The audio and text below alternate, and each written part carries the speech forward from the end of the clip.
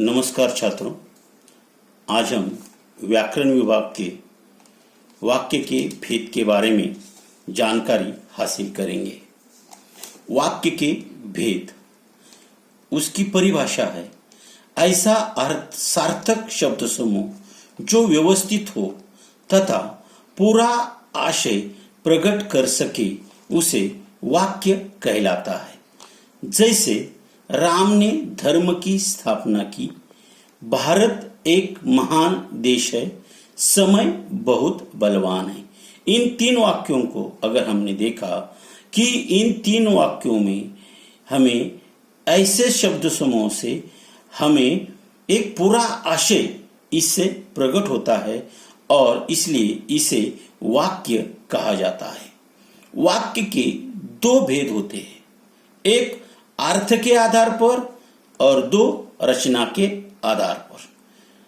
आज हम अर्थ के आधार पर वाक्य के 8 भेद होते हैं, उनके बारे में जानकारी हासिल करेंगे। पहला है विधानार्थक वाक्य।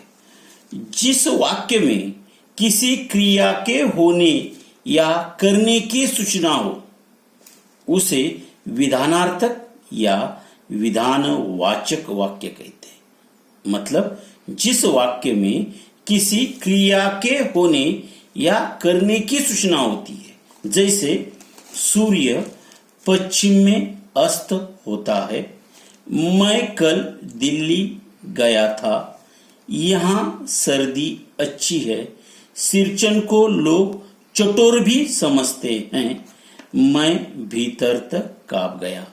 इन 5 वाक्यों में अगर देखा तो इनकी जो क्रिया है, होता है, गया है, अच्छी है, समझते हैं, कांप गया, इसी क्रिया के होने या करने की हमें यहाँ पर सूचना मिलती है, इसलिए यह वाक्य होता है विधानार्थक वाक्य। दूसरा प्रकार है निषेधार्थक वाक्य। जिस वाक्य में किसी बात के न होने या न करने का बोध होता है उसे निषेधार्थक वाक्य कहते हैं।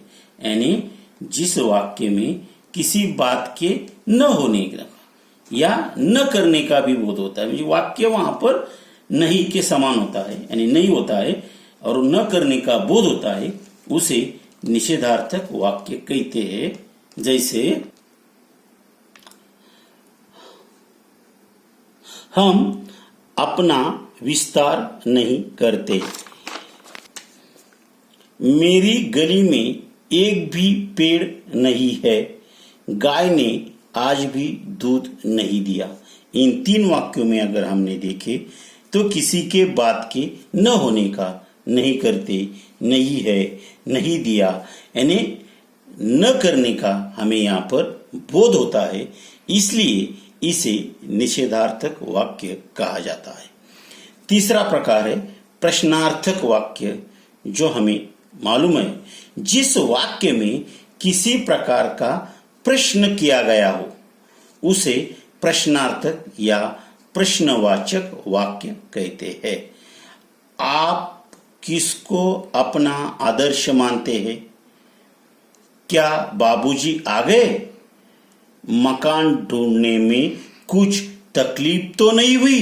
यानी इन वाक्यों में हमें प्रश्न यहाँ पर निर्माण होता है, यानी कि वाक्य में किसी प्रकार का प्रश्न जब किया जाता है तब उसे प्रश्नार्थक या प्रश्नवाचक वाक्य कहते हैं।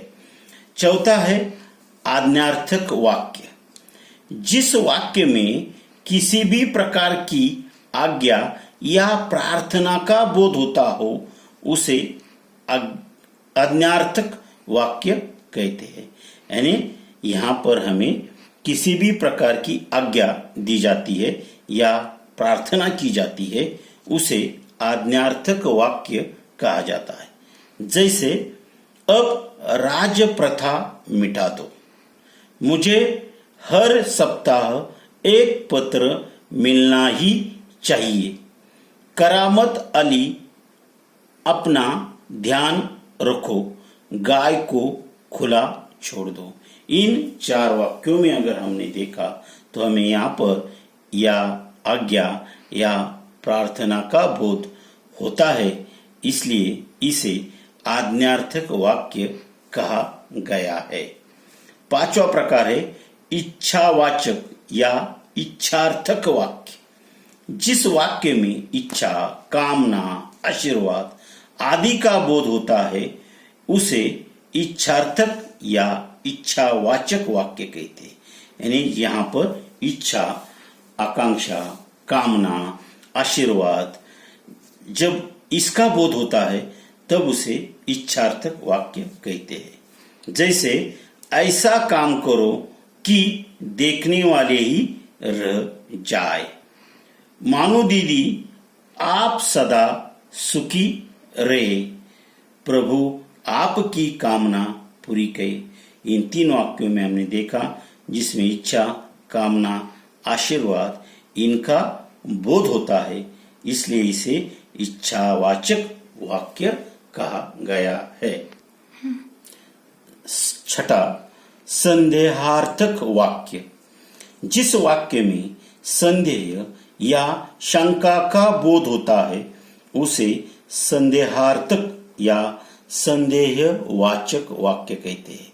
यानी जिस वाक्य में संदेह या शंका निर्माण होती है, संदेह निर्माण होता है, उसे संदेहार्थक वाक्य या संदेहवाचक वाक्य कहा जाता है। जैसे अर्थ तो शायद मेरी कविताओं में आपको मिल जाए, शायद गरीब भूख की लाचारी से श्रम करता है, मानू के ससुराल वाले चिक व शीतल पाटी की प्रतीक्षा कर रहे होंगे।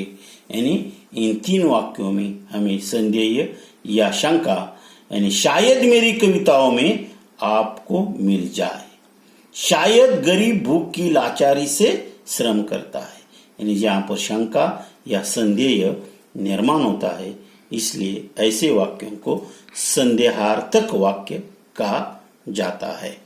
7वां प्रकार है संकेतार्थक वाक्य। जिस वाक्य में संकेत या अपेक्षा का बोध होता है उसे संकेतार्थक या संकेतवाचक वाक्य कहते हैं। जिस वाक्य में संकेत दिया जाता है या अपेक्षा होती है उन वाक्यों को संकेतार्थक वाक्य कहा जाता है। अगर गाय दूध नहीं देगी तो इसका क्या करेंगे? चुपचाप पड़ा रहूंगा तो कोई मिलने वाला तंग नहीं करेगा। अगर अच्छा काम करोगे तो मोहर छाप वाली धोती दूंगी। जिसमें यहाँ पर 3 वाक्यों में हमें यहाँ पर संकेत या अपेक्षा नजर आती है, इसलिए इन वाक्यों को संकेतार्थक वाक्य या संकेतवाचक वाक्य कहा जाता है। 8वां है विस्मयार्थक वाक्य। जिस वाक्य में हर्ष, शोक, विस्मय, घृणा आदि का बोध होता है उसे विस्मयार्थक या विस्मयादि बोधक वाक्य कहते हैं। यानी जिस वाक्य में हमें आनंद, हर्ष, शोक, आश्चर्य, घृणा इसका बोध होता है उसे विस्मयार्थक वाक्य या विस्मयादि बोधक वाक्य कहते हैं। जैसे अच्छा फूल अपनी गंध नहीं बेचेगा, हमने बहाना सोच लिया, वाह कैसी सुगंध है। यानी इन वाक्यों में हर्ष, शोक, आश्चर्य, घृणा आदि का बोध होता है उसे विस्मयार्थक वाक्य कहा जाता है। यानी हमने आज वाक्य के जो 8 भेद है उसके बारे में यहाँ पर जानकारी हासिल की। वह वाक्य के जो 8 भेद है, विधानार्थक वाक्य, निषेधार्थक वाक्य, अनर्थक वाक्य, आज्ञार्थक वाक्य, इच्छावाचक या इच्छार्थक वाक्य, संदेहार्थक वाक्य, संकेतार्थक वाक्य और अंत में हमने देखा विस्मयार्थक वाक्य। बच्चों, आप यह सभी जो 8 भेद है वाक्य के अर्थ के अनुसार, रचना के अनुसार जो है उसका वीडियो हम आगे तैयार करेंगे या देखेंगे। इन 8 वाक्यों की जो परिभाषा है, यह परिभाषा आप लिखिए, उनके वाक्य तैयार कीजिए और यह वीडियो आपको कैसा लगा इसे आप क्या करें, लाइक करें। धन्यवाद।